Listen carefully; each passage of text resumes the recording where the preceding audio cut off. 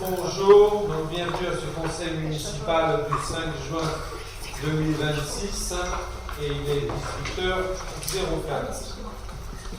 Donc le point 1, tout d'abord, désignation du secrétaire de séance. Je vous propose Alexandre Weiss. Pas d'opposition. Merci pour lui.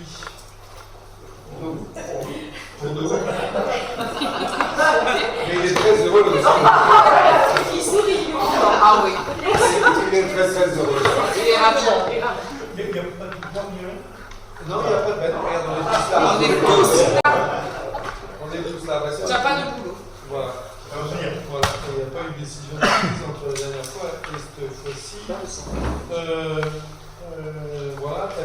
Je rappelle, tiens, que ce qu'on faisait la dernière fois, c'était à peu près, pas à peu près, c'était nous, on faisait 4 fois au secrétaire de séance, et la 5e fois, on faisait que c'était fou. On n'est pas là pour, vérifier. On n'est pas là.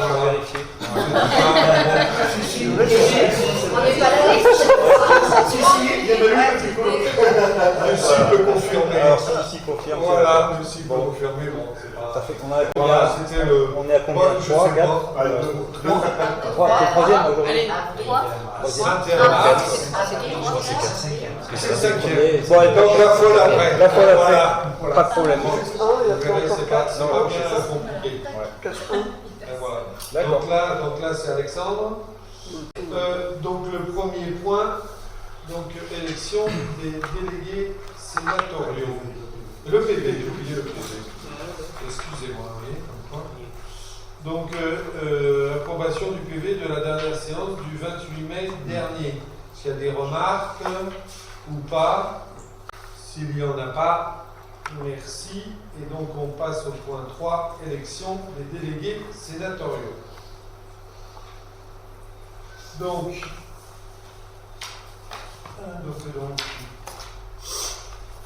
le maire.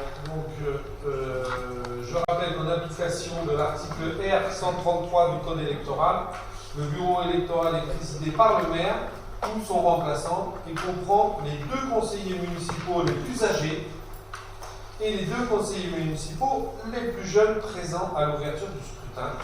Donc à savoir chez nous, Babin Lucie et Laurent Joutlaré et Alexandre Weiss et Henri Rémy. Donc le maire ou son remplaçant a ensuite invité le conseil municipal à procéder à l'élection des délégués et leurs suppléants en vue de l'élection des sénateurs. Alors je rappelle qu'en application des articles L289 et R133 du Code électoral, les délégués ou délégués supplémentaires et leurs suppléants sont élus sur la même liste, sans débat, à la représentation proportionnelle suivant la règle de la plus forte moyenne, sans panachage ni vote préférentiel. Je rappelle que les membres du conseil municipal qui n'ont pas la nationalité française ne peuvent ni être élus membres du collège électoral sénatorial, ni participer à l'élection des délégués et des suppléants. Si la commune a 9000 habitants et plus, ses conseillers sont remplacés par les candidats français venant immédiatement après le dernier candidat élu de la liste sur laquelle ils se sont présentés à l'élection municipale. Donc, je précise également que les membres du conseil municipal, qui sont également députés, sénateurs, conseillers régionaux, conseillers départementaux, conseillers métropolitains de Lyon, conseillers de Corse et à l'Assemblée de Polynésie française, peuvent participer à l'élection des délégués et suppléants, mais ne peuvent être élus délégués ou suppléants. Dans les communes de moins de 9000 habitants, donc notre cas, le maire ou son remplaçant a ensuite précisé que les militaires en position d'activité membres du conseil municipal peuvent participer à l'élection des délégués et suppléants, mais ne peuvent être élus délégués ou suppléants. Je rappelle que les délégués sont élus dans les communes de 1000 à 8999 habitants parmi les membres du conseil municipal et que les suppléants sont élus soit parmi les membres du conseil municipal, soit parmi les électeurs de la commune. Dans les communes de 30 800 habitants et plus, les délégués supplémentaires sont élus parmi les électeurs inscrits sur les listes électorales de la commune et les uns et les autres des nationalités françaises. J'indique que conformément aux articles L284 à L286 du Code électoral, le cas échéant, l'article L290-1, l'article L290-2, le conseil municipal devra élire 5 délégués et ou délégués supplémentaires et 3 suppléants. Les candidats peuvent se présenter soit sur une liste comportant autant de noms qu'il y a de délégués et de suppléants à élire, soit une liste incomplète. Chaque liste de candidats aux fonctions de délégués et de suppléants est composée alternativement d'un candidat de chaque sexe. Avant l'ouverture du scrutin, j'ai constaté qu'une liste de candidats avait été déposée. Un exemplaire de chaque liste de candidats a été joint au procès verbal en annexe. Lorsque le nombre de candidats est supérieur à 200, les bulletins ne comportant que le nom de la liste du candidat et de liste de la liste complète des candidats de chaque liste est affiché dans la salle de vote. Donc voilà. Là, je m'arrête là.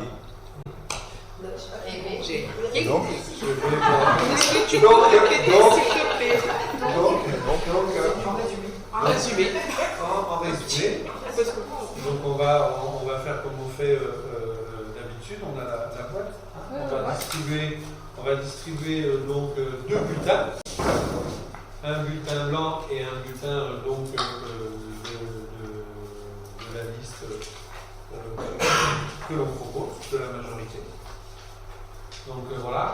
Et donc on a nommé les deux plus jeunes et les deux plus anciens, qui eux donc effectueront après le décompte des votes sur le bon nombre et qui évidemment feront le dépouillement et annonceront les résultats. Voilà. Donc vous soyez quatre, je vous supervise tout ça. Voilà. C'est bon, tout le monde, j'ai initié, Arianomie. Voilà.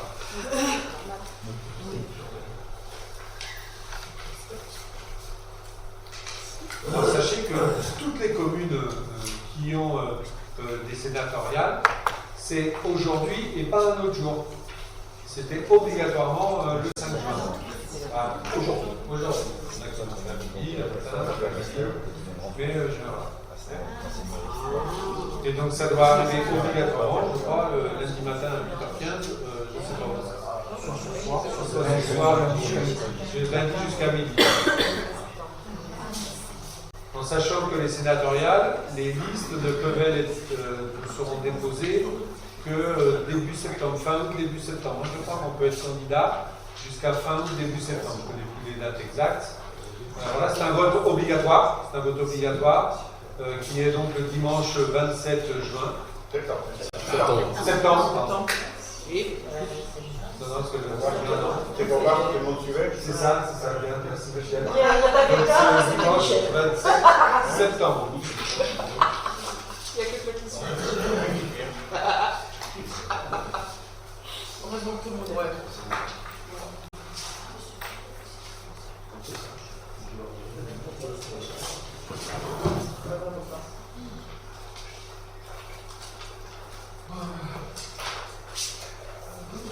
Ça sent bon chez vous?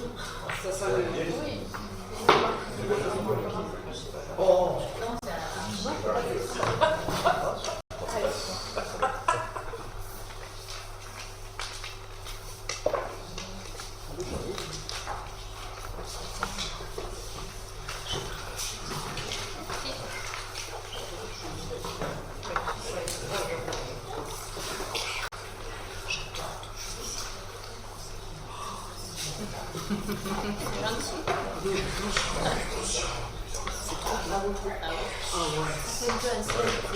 c'est un...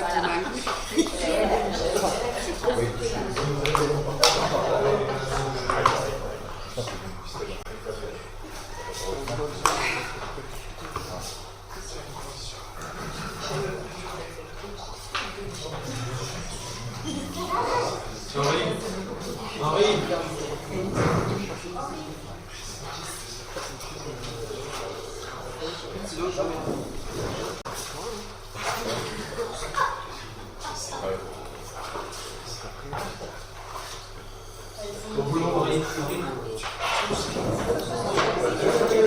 Les deux plus jeunes et les deux moins jeunes. Après l'honneur, avec Laurent. Je vous surveille.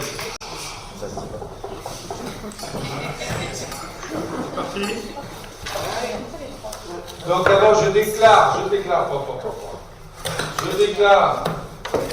Alors, qu'est-ce que je déclare? Le président a déclaré le scrutin clos et les membres du bureau électoral ont immédiatement procédé au dépouillement des bulletin de vote.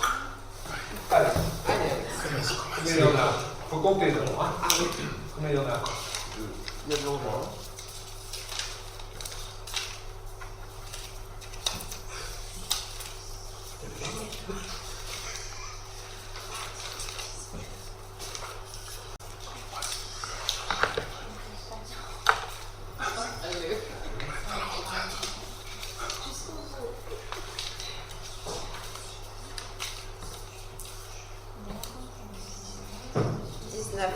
Donc 19, le compte est bon.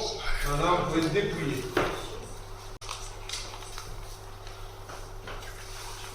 Ben ouais, je vois ça.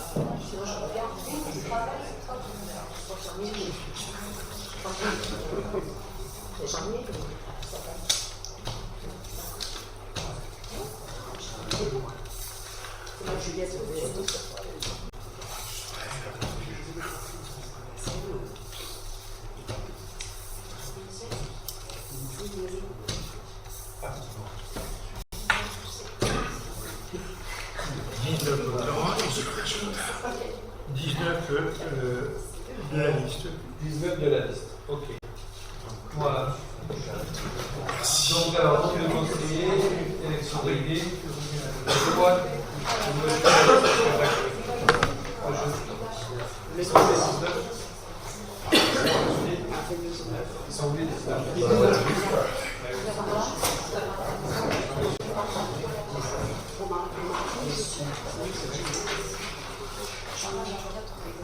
Donc la liste élue, Karl Jean-Christophe, Zéquiel Rome Dominique, Susan Marc, Moukadel Virginie, Lafitte Patrick, Shane Sabine, Santé Michel, Colomeda Sylvie. À chaque fois qu'on vote, champagne. Qu'est-ce que c'est?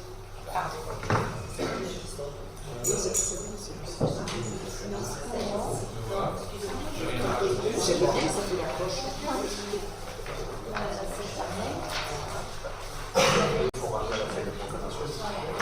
Ça y est, je vais proclamer, là, déjà. Ah oui, excusez-moi.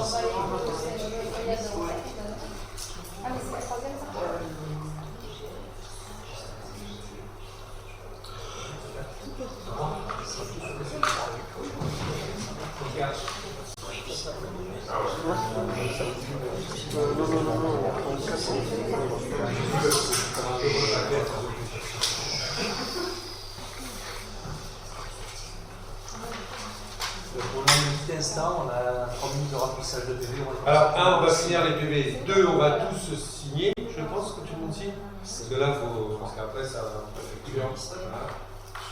Faut tout signer. On va tout signer comme ça c'est fait. Non, non.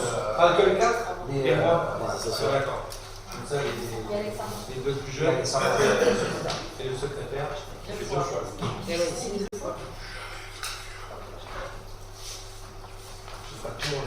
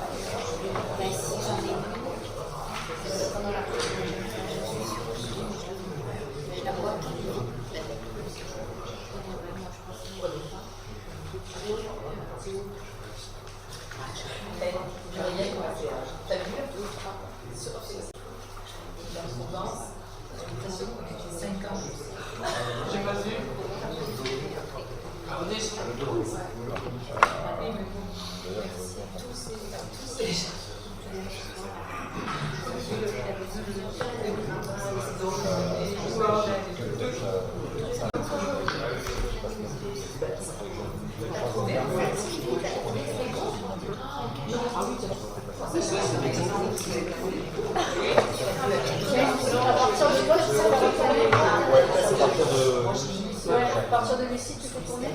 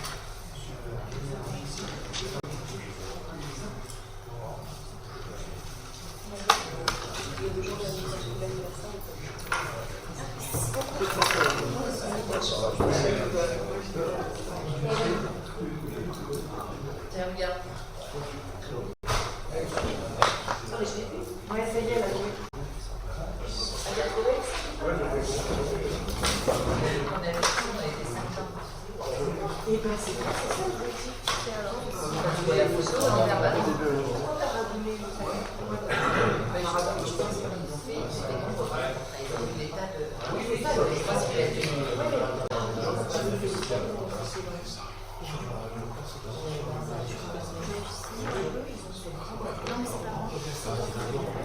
mais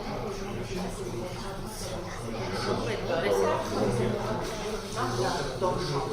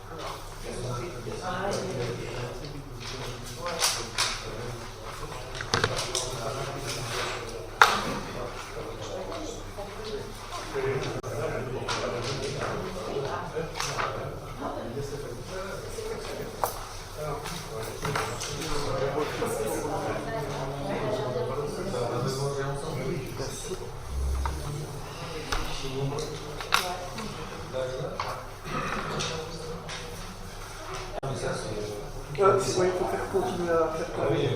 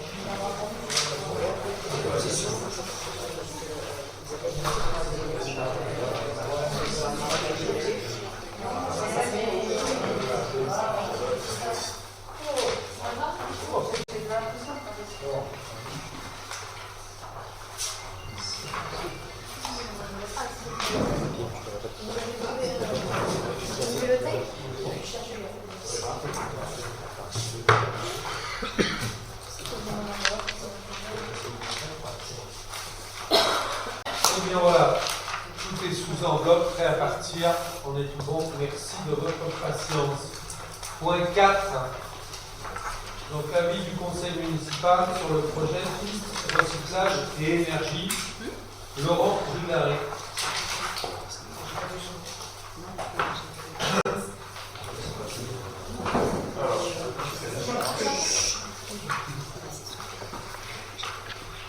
Je rappelle au conseil municipal les grandes lignes de ce projet qui a fait l'objet d'une enquête publique qui s'est achevée le 2 juin et pour lequel les conseils municipaux concernés peuvent émettre un avis plus tard dans 15 jours suivant la clôture de l'enquête.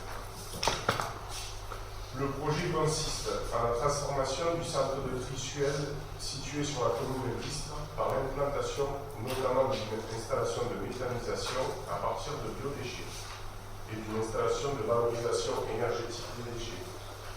Ce nouvel équipement est complété par un plan d'épandage pour la valorisation agricole des digestats issus de l'unité de méthanisation, lequel concerne 21 communes du département et 23 exploitations agricoles. La commune de Mont-Saint-les-Alpilles est concernée par le plan d'épandage à hauteur d'une exploitation agricole et de 3 parcelles parcelle d'une surface globale de 3 hectares 87.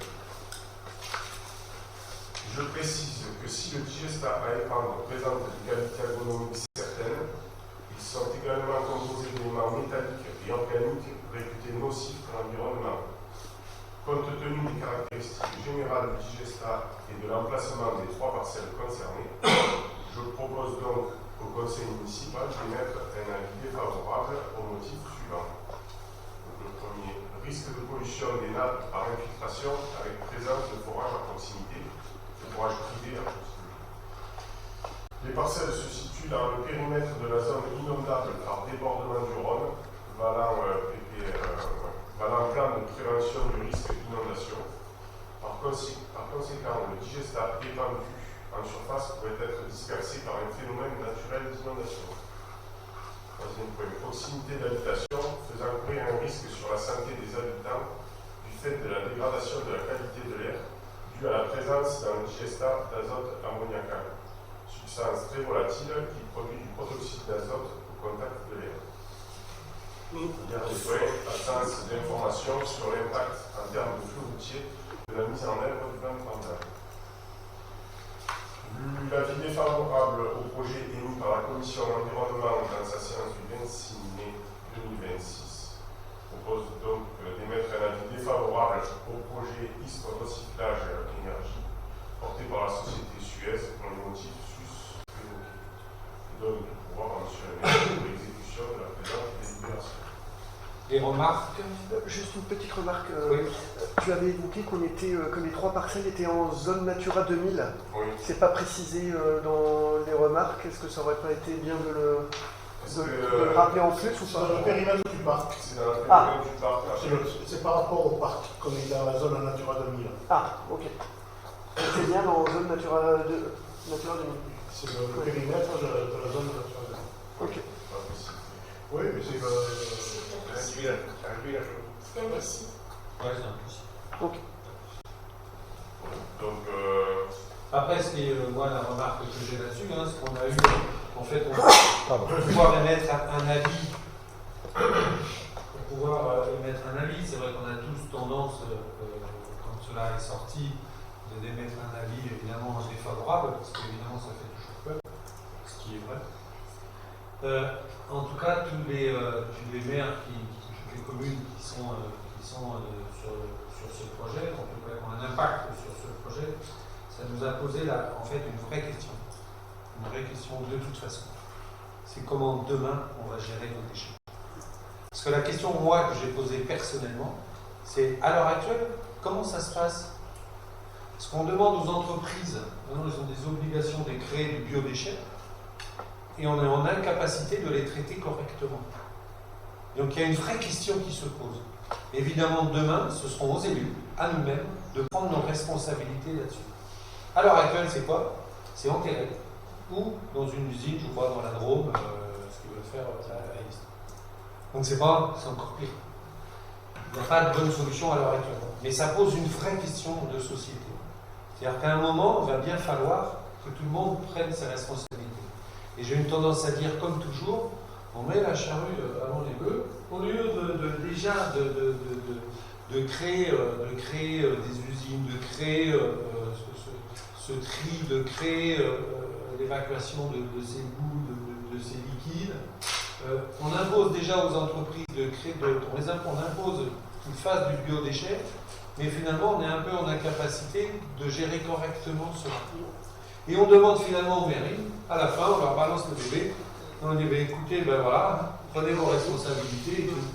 Et donc je trouve ça un peu gonflé, parce que c'est toujours sujet évidemment à critique, c'est toujours sujet à polémique, et c'est pas notre rôle là. Nous on est là quand même aussi pour appuyer, pour défendre l'environnement. Donc qu'est-ce qu'on répond à nos entreprises qui créent obligatoirement du biodéchet? Et disez-vous alors qu'est-ce qu'on fait? Parce que là vous n'êtes pas d'accord sur le projet, je les mets où? Et là bien malin autour de cette table, qui peut savoir ce qu'on va en faire. Et c'est vrai, c'est une grosse question qui reste en suspens, et que finalement ce projet-là je pense au niveau du parc, au niveau de tous ceux qui toutes les communes qui sont dans le parc et même à la métropole. Ça a éveillé en nous une envie quand même d'aller un peu plus loin là-dessus et de poser des questions finalement à l'État, parce que c'est à l'État de faire des propositions. Parce que là, émettre un avis défavorable, c'est bien gentil, mais à l'heure actuelle, ce sera traité. Donc comment ces biodéchets? Parce que c'est des biodéchets hein, quand même à la base, hein, c'est pas... voilà. Donc comment? Donc on les enterre et dans 30 ans, 40 ans, on ressortira ça, on dira ils n'ont pas été capables de gérer correctement ça, les élus de l'époque, et c'est à nous maintenant c'est pire.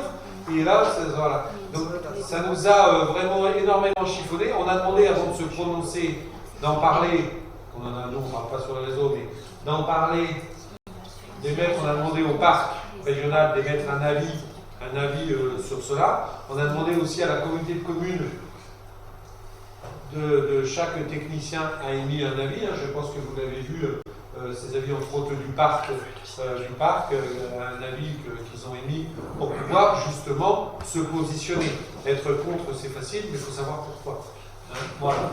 Donc en tout cas, voilà, c'est quelque chose de très important et je pense qu'on n'en reparlera pas obligatoirement sur ce projet-là, mais les déchets demain et dans les décennies qui viennent, c'est un réel sujet, quoi. Il y a un moment, il faut avoir réellement s'en emparer, quoi. Et pas sur il y a un moment, on aura plus notre avis à donner, je pense. Pardon? Il y a un moment, on aura même plus notre avis à donner. Si c'est trop tard, si c'est trop tard. Il faudrait commencer par le début. On a voté. Donc, qui s'abstient? Les contre?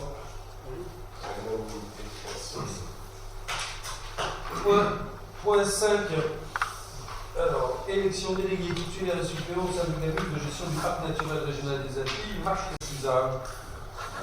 Donc, je rappelle à l'Assemblée que suite aux élections municipales du 15 mars 26 et à l'installation du conseil municipal à la date du 21 mars dernier, la commune a procédé par délibération du 2 avril 2026 à l'élection des délégués titulaires et suppléants qui la représentent au sein du syndicat mixte de gestion du parc naturel régional des Alpilles, maison du parc 2 boulevard Marceau à 13 070, Saint-Rémy-de-Provence, dont elle est membre.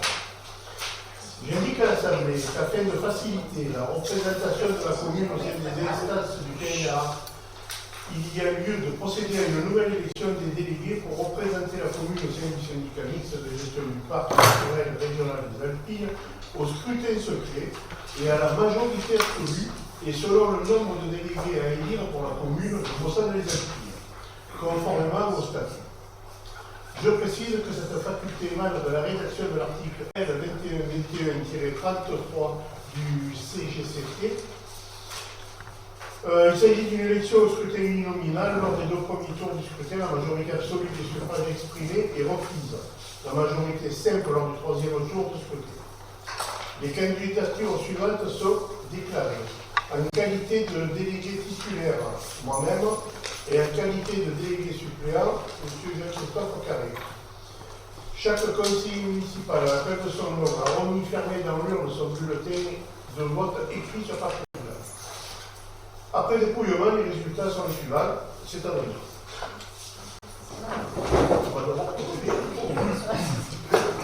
Alors, pour tout le monde, c'est une immersion, parce qu'aujourd'hui, c'est le maire qui est titulaire et moi suppléant, et il faut qu'on fasse une immersion de titulaire et suppléant, tout simplement, de manière à ce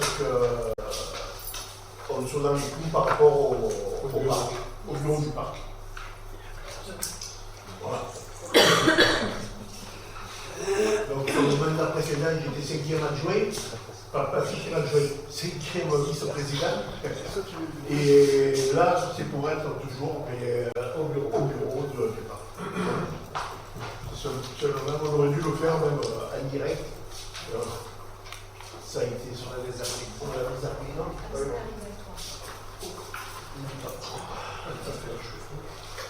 Oui.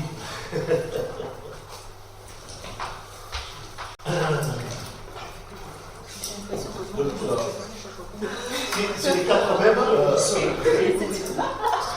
Noémie, c'est les 4 mêmes personnes qui dépouillent. Toujours je pareil, allez, les 4. Donc c'est ici et le 15.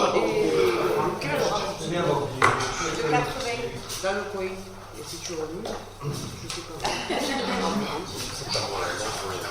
Oui. Quelle année? Moi, je dis Toi,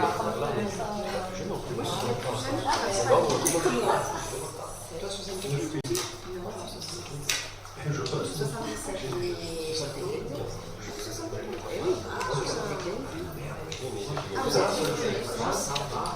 Ok.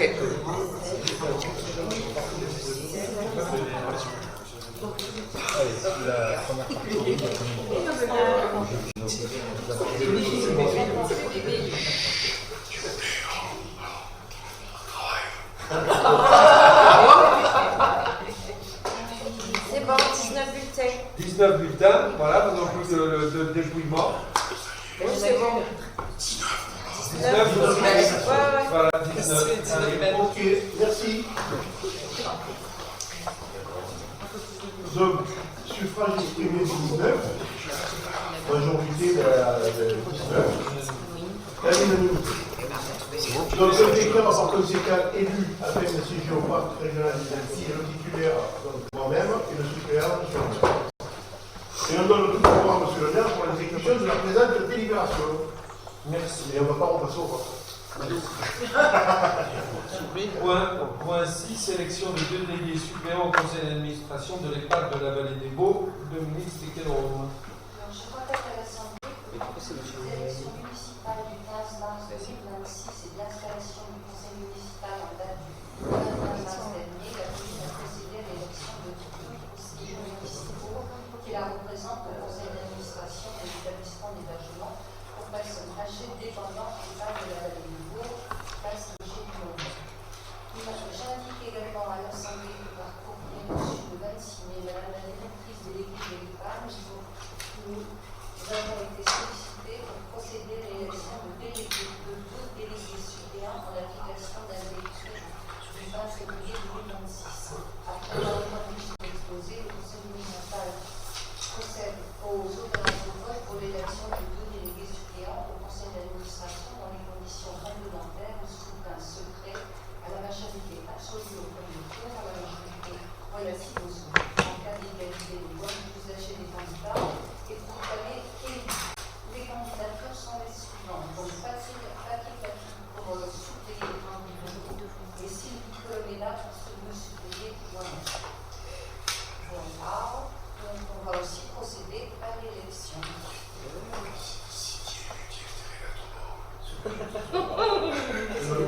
Si t'es élu, t'as intérêt d'être bon.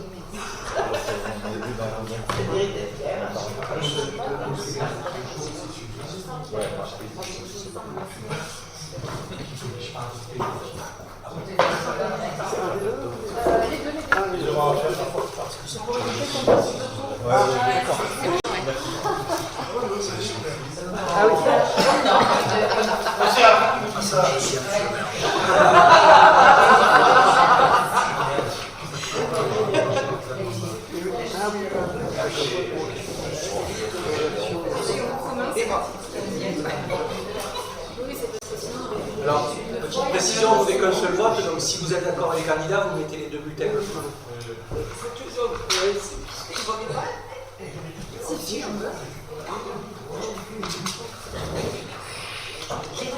Oui, attends. On est bien surexcité là ce soir. C'est le week-end ou quoi qui fait ça?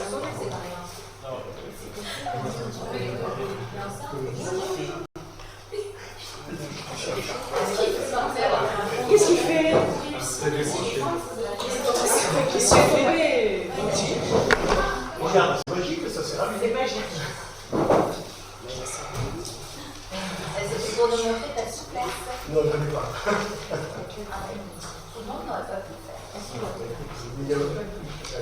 Non, il manquait clair. Et blanche.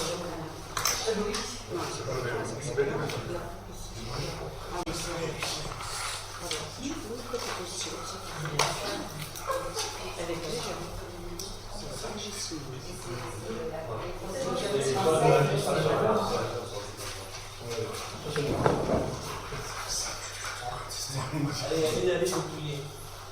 Ouais.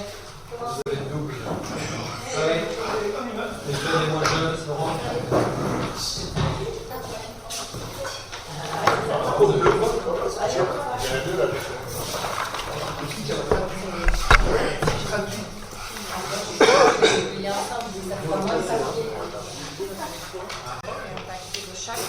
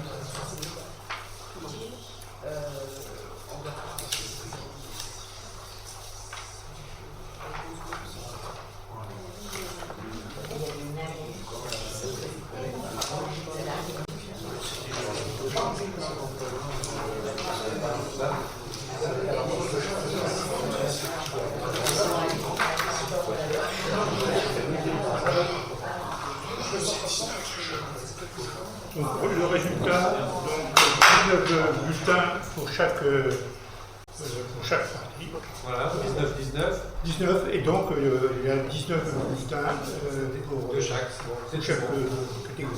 Voilà, magnifique. Sur les bulletins, Je déclare par conséquent facultatif délégué suppléant dans le groupe et Sylvie Coloreda délégué suppléant pour le ministère de la Santé. Je donne pouvoir pour l'expression de la présente délibération. Merci. Point 7. Approbation de la convention Provence-Ansel. Jean-Claude Dominique. Alors, je rappelle que conformément à la politique de partenariat culturel fixée notamment par le soutien et la mise en œuvre de multiples actions culturelles du Conseil départemental des Bouches-du-Rhône, encore poursuivre sous forme de convention l'aide apportée sur les points techniques, financiers et artistiques aux communes du département. Les objectifs de Provence-Ansel sont notamment de sensibiliser et aider les municipalités à inscrire l'action culturelle dans leur développement local, d'élargir l'influence culturelle, d'élargir et fidéliser les publics, de favoriser la mise en œuvre des acteurs culturels locaux, de créer des parcours de sensibilisation du public avec les acteurs artistiques, sociaux et éducatifs. L'aide apportée par le département pour les communes de moins de 20 000 habitants dans les domaines suivants, sélection des spectacles proposés en plateforme, une aide administrative et juridique, respect de la législation juridique et sociale pour chaque spectacle, une aide financière du coût du spectacle graduée selon le nombre d'habitants des communes, un accompagnement et une mise en réseau à travers l'organisation du comité départemental de formation. Je propose donc le renouvellement de la signature de la convention de partenariat culturel avec le département de 13 pour la saison 2026-2027 et de désigner adjoint délégué à la culture comme représentant de la commune dans le cadre de la Ligue convention. Voilà. Il y a des... Ouais, juste une remarque. Comme je le dis chaque année, on a la chance, sachez que tous les départements n'ont pas ça, et loin de là. Et donc nous, on a cette chance-là de l'avoir au niveau départemental, et donc c'est une très très bonne chose qu'on utilise évidemment en plein. Donc, qui s'abstient, qui vote contre, et bien merci pour les habitants. Voilà. Donc, Voilà. vous avez tout pouvoir au maire pour l'exécution de la présente délibération. Alors, point 8, modification au règlement intérieur du Conseil des sages. Je rappelle à l'Assemblée que la commune a décidé d'adhérer à la Fédération française des villages et villes sages par déclaration du 10 septembre 2020, puis a adopté le règlement intérieur du Conseil des sages par délibération du 12 novembre 2020. Et donc, je soumets au vote un règlement intérieur modifié pour prévoir notamment l'augmentation du nombre de ses membres ainsi qu'un appel à candidature préalable à la désignation. Vous avez reçu en fait l'ancien et le nouveau. Donc en faute, donc il y a ça surtout, c'est l'augmentation du nombre de ses membres qui passe à 19 comme le Conseil. Et donc là, il y aura un appel à candidature préalable à la désignation. Donc voilà, est-ce qu'il y a des remarques, des questions ou pas? S'il n'y en a pas, on passe au vote. Est-ce qu'il y en a qui sont contre? Non. Qui s'abstiennent? Non. Merci. Point 9, travaux de requalification du parc Benjamin Privé, approbation avenant, Patrick Lafitte. Bon, je passe les deux premières lignes. C'est pourtant les meilleurs. Considérant les divers travaux effectués et apparus nécessaires à cours d'exécution du marché de travaux précité, et ayant une incidence technique sur le contenu du cahier des charges, ou bien seulement financière, s'il s'agit de travaux supplémentaires décidés d'un commun accord entre le maître d'ouvrage et le maître d'œuvre. Donc, je vous demande d'approuver ces différents avenants. Avenant numéro unique numéro 2, l'avenant unique au lot numéro 1, VRD Génie Civil, pour un montant arrêté de 2096,40 € hors taxe. Alors cet avenant, ça c'est la synthèse de différents points dans le lot 1. Il y a eu la modification du réseau d'éclairage demandé par la maîtrise d'ouvrage pour améliorer l'éclairage le long de la maison de santé et la médiathèque. Il y a la modification du réseau pour mettre une caméra supplémentaire, toujours demandée par la maîtrise d'ouvrage. La modification de l'arrosage, donc c'est une moins-value, car c'est une moins-value de 4 000 €, mais on va la retrouver tout à l'heure dans le lot numéro 4. On a changé, c'est l'autre lot qui l'a pris en charge. Et la modification du miroir d'eau de moins-value de 1 500 €. Et le second avenant unique pour le lot numéro 4, plantation espace vert, regroupant divers devis et portant sur des travaux supplémentaires pour un montant arrêté de 8 680 € hors taxe, augmentant le montant initial de 10,2%, sur le montant définitif s'élevant à 93 762,50 €. Dans l'avenant du numéro 4, c'est principalement la modification du réseau d'arrosage.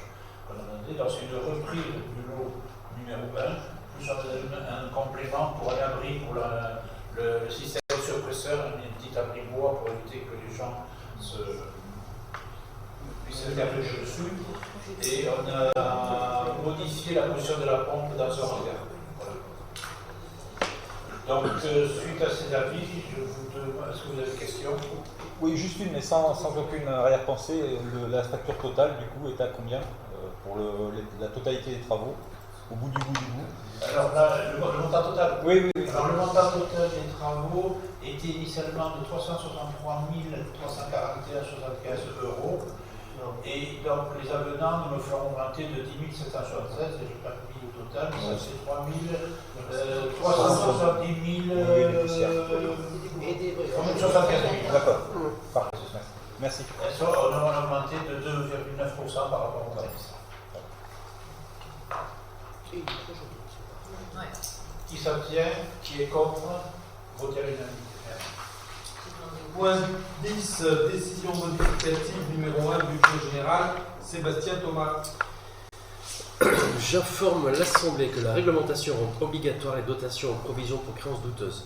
Je précise également qu'une provision doit être constituée par délibération du conseil municipal lorsque le recouvrement des restes à recouvrer sur compte de tiers est compromis malgré les diligences opérées par le compte public, par le comptable public, à hauteur du risque d'irrécouvrabilité, estimé à partir des informations communiquées par le comptable public.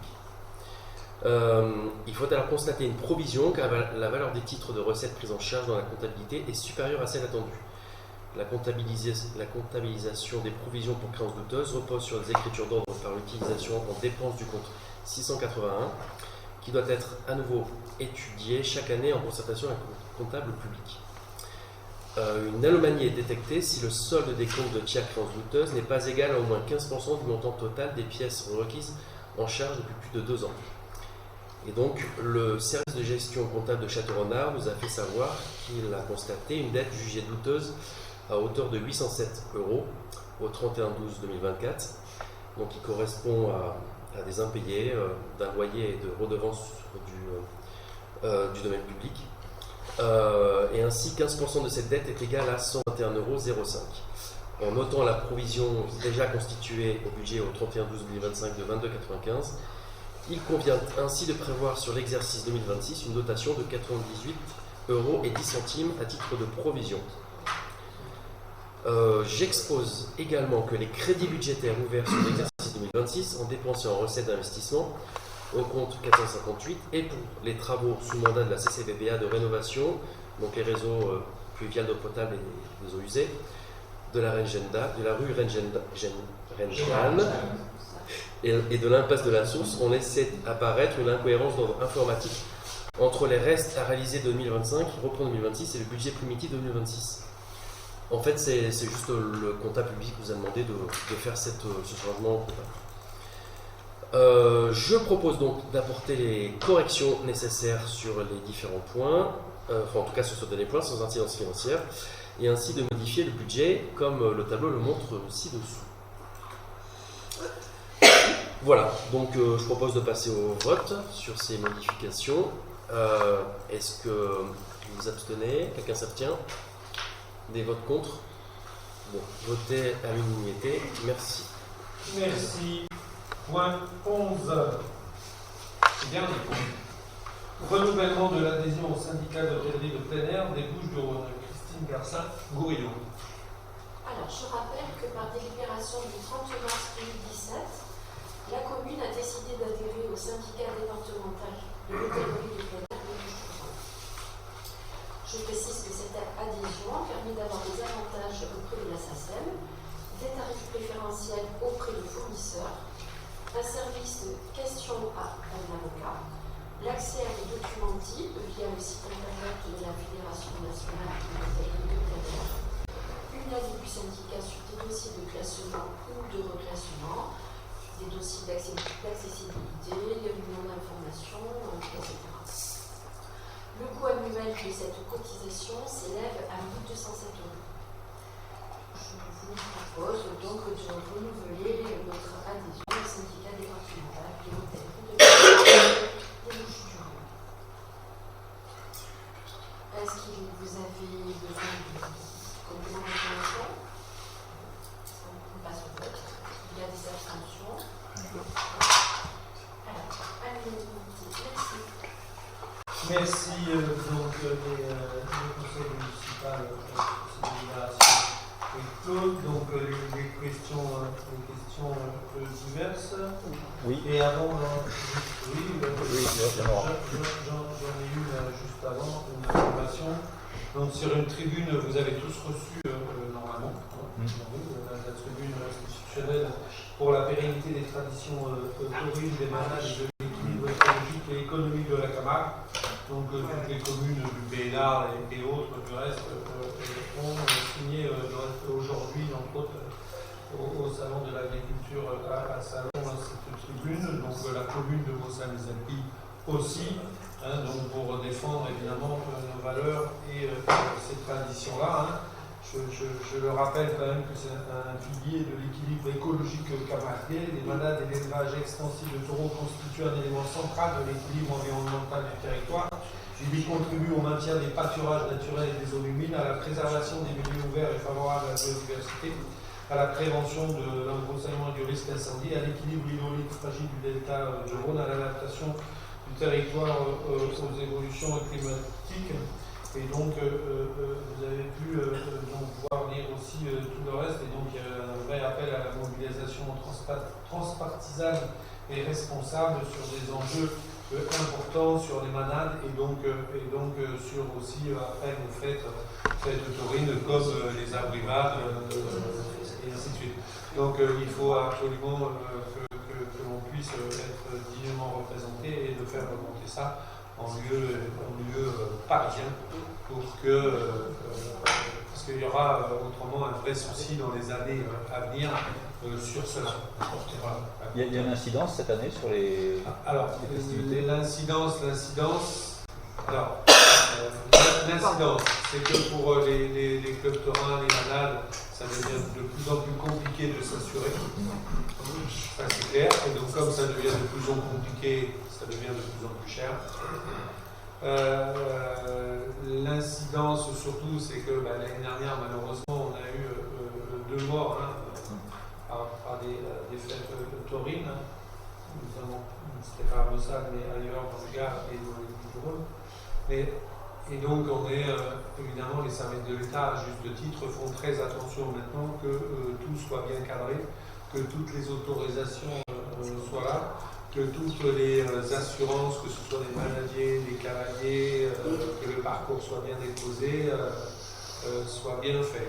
Et à ce titre, pour juste compléter, on a eu une réunion avec le major à propos donc, des fêtes en général sur la commune. Et il y avait donc entre autres le président du club taurin de la vallée des Baux, et donc je vous le dis officiellement, et ceux qui y étaient pourront le confirmer. Si 3 minutes même avant la brigade, si on n'a pas tous les éléments des assurances, la brigade sera annulée. Parce que maintenant, il y a un moment, on ne peut plus rigoler.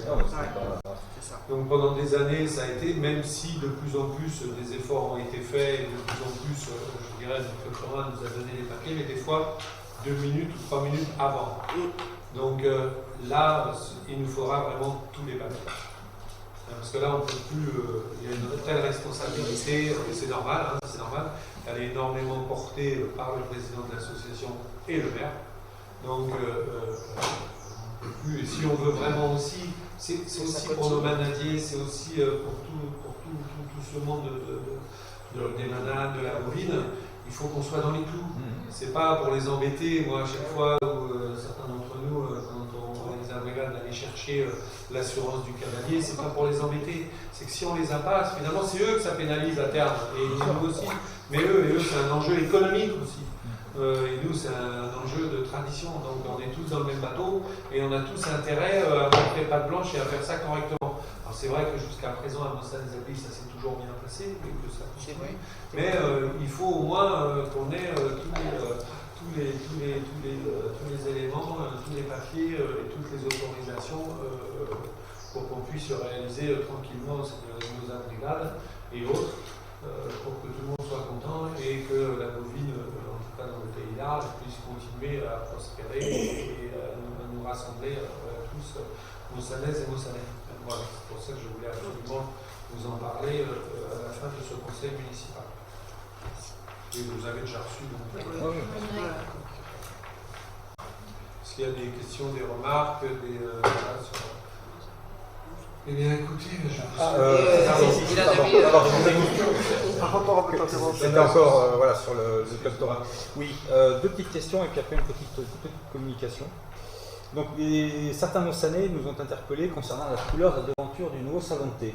Alors, apparemment, ils s'émeuvent du fait que ce rose framboise, alors je n'ai aucune opinion sur la question, ne serait pas dans le code couleur du village et que pour leur propre huisserie, je vais reprendre un des termes qui m'a été employé, on m'a beaucoup plus embêté. Voilà. Donc,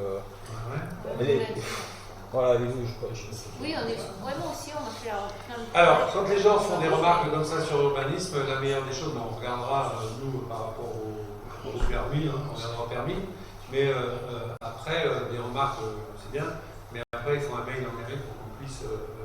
voilà. Je transmettrai. Voilà, c'est important, on ne peut pas des remarques sur de partout, surtout et...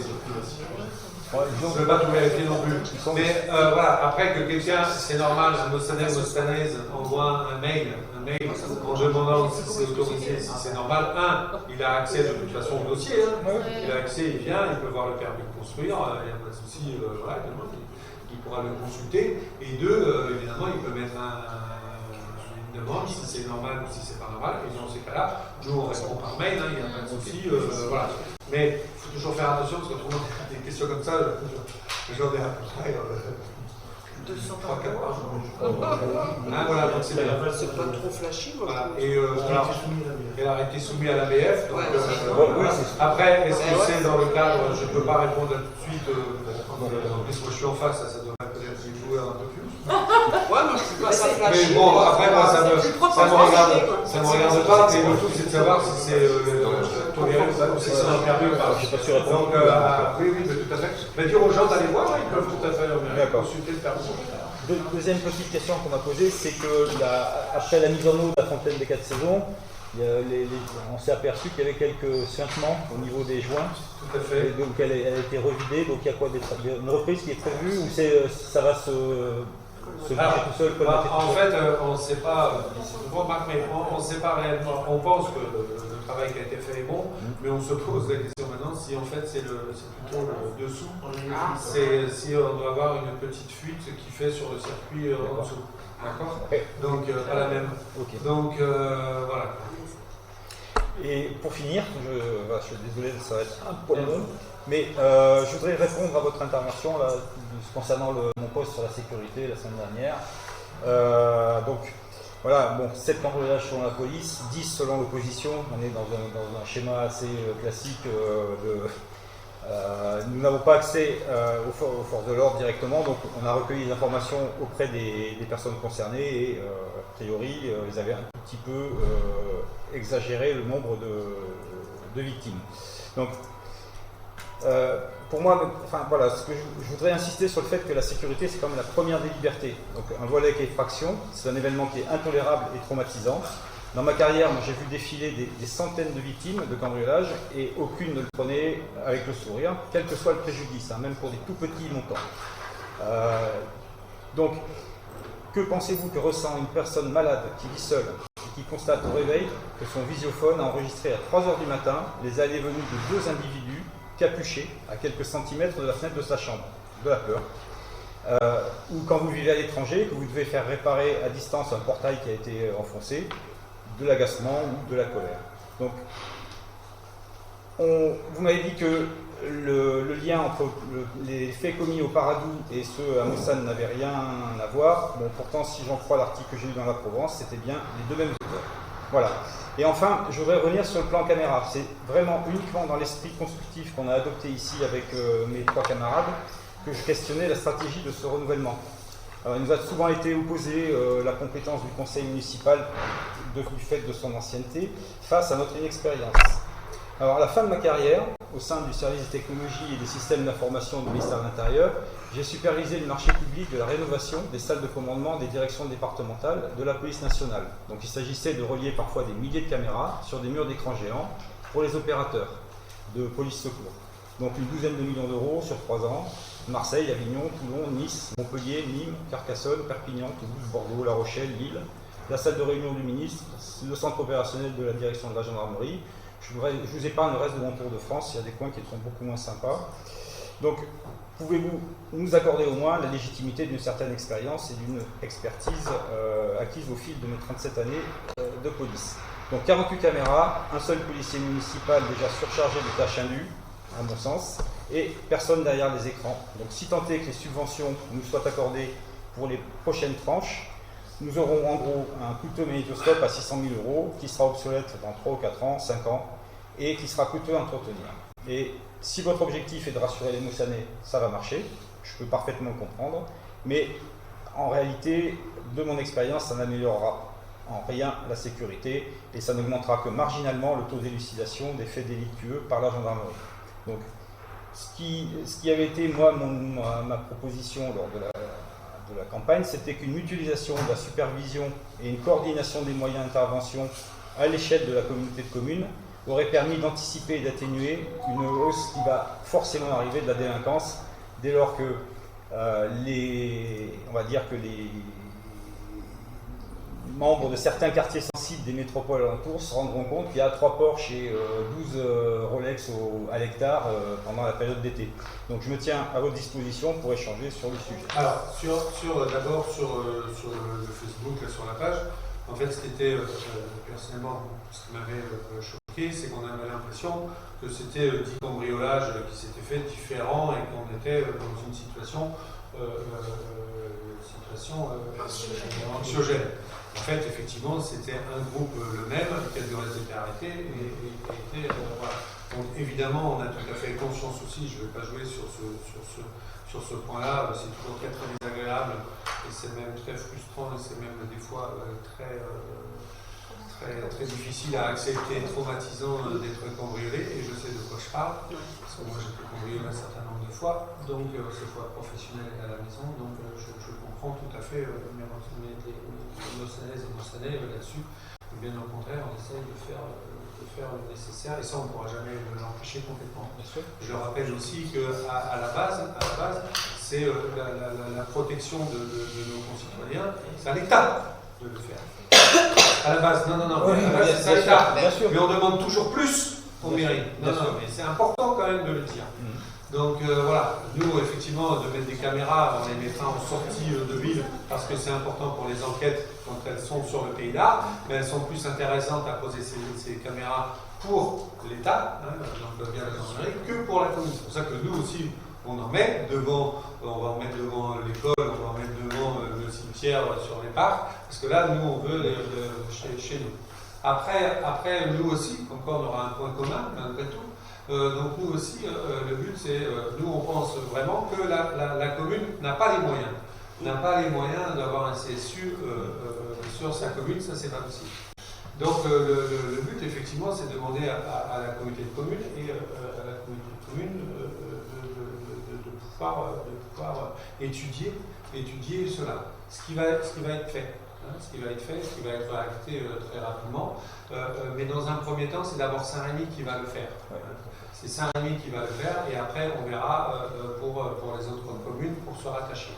La grosse problématique de ça, c'est effectivement de mettre quelqu'un ou plusieurs personnes, même si l'IA maintenant a fait d'énormes progrès, on a besoin de moins de personnel pour regarder les images, mais ceci dit, il y a quand même un gros souci. Alors c'est mieux pour les villes que pour le monde rural, parce que nous, où seront nos caméras de toute façon?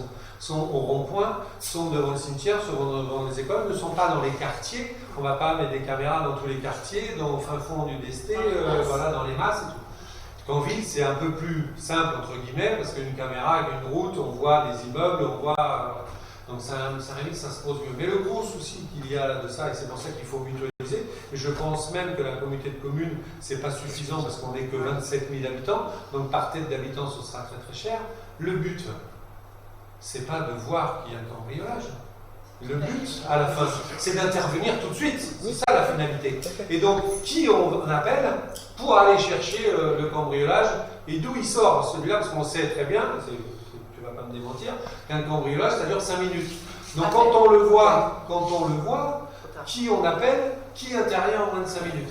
Et donc c'est ça et le coût, parce que là le coût n'est pas le même. Juste quand on a eu la réunion avec le Major, avec les associations et le Club Taurin, la Saint-Éloi et les bars, ils pourront en témoigner, le Major parlait pas de ça, mais il parlait de la sécurité. Il dit moi aujourd'hui, vous savez combien on est? Vous savez combien on est? Pas assez, c'est sûr. Ouais. 2. Bon, bah ouais. Moi je suis déjà là. Non, mais le souci, c'est ça la problématique, c'est que faire un CSU, pas de souci, mais on pense que le CSU peut-être, et donc ça va durer des années pour le faire, à mon avis, même à la fin du mandat, je pense que ce sera dur, mais le CSU peut-être le faire plus au niveau, pas que avec la CCVBA, mais par rapport peut-être avec Terre de Provence aussi. C'est-à-dire qu'on est vraiment là, pour le coup, on aura 80 000 habitants. Parce que nous, que 27 000 habitants, je dirais, c'est pas un quartier de Marseille, c'est 3 fois rien. Donc le coût, et puis il faut que ce soit efficace, c'est-à-dire que nous, Mossanais, comme les autres communes, sauf Saint-Rémy, on va dire, bon, mais nous on veut bien, mais quel intérêt nous on a d'avoir un mec qui nous dit, oui, vous êtes cambriolé, bah ouais, vous êtes cambriolé, mais on n'a pas pu intervenir parce que vous habitez là-bas, vous êtes sur Montréal et tout, et on n'a pas donc il faudra donner ça à une société privée qui sera en permanence, qui mettra des vigiles, qui mettra des gens assermentés aux 4 coins de notre CCVBA pour intervenir, allez, je dirais dans moins de 10 minutes. Je suis brave. Et donc comment on fait? Parce que la vraie question elle est là aussi. La vraie question elle est là. C'est vrai, comme on l'a toujours dit, les caméras à l'heure actuelle, elles sont plus pour après, pour les filer, pour travailler, pour enquêter, pour dissuader. Voilà, ça répond les cambriolages. Vous savez, on a 2 types de cambriolages, je le répète. Style ce qu'on a eu les 7, c'est-à-dire on lâche des mineurs et ils ont 1 heure ou 2 et dans une rue ou la rue du Desté ou dans le centre-village. Ou là par contre, on dit plus à la Marseillaise, c'est-à-dire qu'ils viennent avant, ils repèrent et après il y a l'équipe qui vient et qui là prend tout et même à la rigueur fait du home-jacking. Donc voilà. Donc on a ces 2 types de cambriolage sur notre secteur, sur la vallée des Bois, sur la CCVB. Donc voilà, après on a une grosse différence entre Saint-Rémy et nous les 9 autres communes. Mais là une étude va être faite, mais d'abord la priorité des priorités, c'est que Saint-Rémy s'équipe, donc déjà on en a pour 2-3 ans, et après de voir si on peut l'étendre cela, parce que lui il va en faire un, c'est sûr au niveau de Saint-Rémy, et donc de voir si nous on peut se rattacher, et donc après que ce soit une compétence qui passe au niveau de la communauté de communes. C'est sûr qu'avec deux gendarmes, c'est même pas la peine de leur envoyer. C'est fou. L'image, c'est même pas la peine. Je pense. Mais même, normalement ils sont 8, Ouais. mais même 8, tu fais comment honnêtement, moi je veux bien. Hein. Et puis qui on appelle quoi? Ils vont de Mouriès à Fontvieille, en passant par les Baux, par Adou. C'est terrible, quoi, parce qu'en plus nous on a une grosse étendue pour peu de. Donc tout est possible, c'est un choix politique. Hein. Et là ça va coûter. Voilà, donc est-ce que c'est la priorité? On a quand même un taux d'élucidation qui est bon. Nos gendarmes travaillent bien. Ils travaillent avec les autres en commun et avec Salon et avec Château-Renard, tout ça, avec Saint-Rémy. Et donc justement, là, les Romains, ils ont été arrêtés grâce à ça. Parce qu'en fait, ils ne s'arrêtent jamais. Il faut savoir arrêter les équipes. Tant qu'une équipe n'est pas arrêtée, elle continue. C'est logique. Mais à un moment, ils seront toujours arrêtés. Mais bon, voilà, mais après, il y a 2 ans, mais c'est comme ça. Voilà, mais c'est sûr qu'à un moment, les victimes, entre guillemets, on dit l'État ne fait rien, le maire ne fait rien. Alors nous on fait. Oui, mais nous voilà. on fait avec nos moyens, mais nos moyens sont très faibles. Et je vous le dis tout de suite, les moyens dans les communes demain seront encore plus faibles. Donc il y a un moment on ne pourra pas demander encore plus que plus avec moins que moins. Moi j'ai travaillé dans une ville de 80 000 habitants, il y avait une brigade de 9 policiers, donc avec 75% de présence. Pour 80 000 habitants. Et la nuit, un équipage de 2. C'est ça. Alors là, la gendarmerie, par contre, ce qui est bien avec la gendarmerie, c'est qu'on travaille, donc moi je l'ai régulièrement au téléphone, et on peut, voilà, quand on me dit, quand on me fait remonter que dans un quartier, dans un endroit, là je trouve que ça, il y a un peu de souci, donc nous on communique énormément, et donc quand ils font leur tournée la nuit, eh bien ils passent, ou dans la journée, ils privilégient ces secteurs. Ce qu'on a réussi à faire quand on avait eu des soucis au départ, quand les city stats s'étaient faits, surtout dans la zone, on avait un peu des soucis. Et ben, avec comme ça, avec la collaboration de la gendarmerie, on a réussi en 2-3 ans à élucider tout ça et à stopper en fait un peu des gens qui viennent d'ailleurs dans d'autres de villes et qui prennent nos jeunes et puis qui font ils font les cacous. Donc voilà, mais on a le phénomène, il ne faut pas se le cacher, le phénomène de la drogue aussi imposable, des enquêtes sont en cours. Mais après, il y a le secret de l'enquête, ce qui est tout à fait normal. Mais nous, on a, je vous le rassure, comme toutes les autres communes de France, on a aussi nos soucis, de problèmes. Voilà, on est encore dans une zone, pour avoir travaillé vraiment dans des endroits très pourris, on a encore les Alpes en général, c'est vraiment une zone privilégiée. Oui, c'est la Suisse des bureaux. Je dis toujours, Mossad des Alpes, la définition de Mossad des Alpes, on est près de tout et loin de rien et on vit dans une bulle. Et si tout le monde de la France était comme un Mossad des Alpes, croyez-moi, ce serait le bonheur absolu. Exactement. Voilà. Mais bon. Ce qui est bien, c'est l'anticipation, avec la participation citoyenne aussi. Ça marche.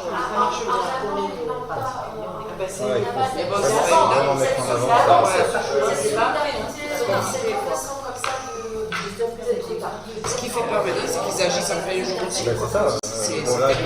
Moi, je vois dans mon lotissement, ma voisine, elle s'est fait cambrioler. Bon, on n'était pas là, il n'y avait personne de personne n'a rien vu, rien entendu.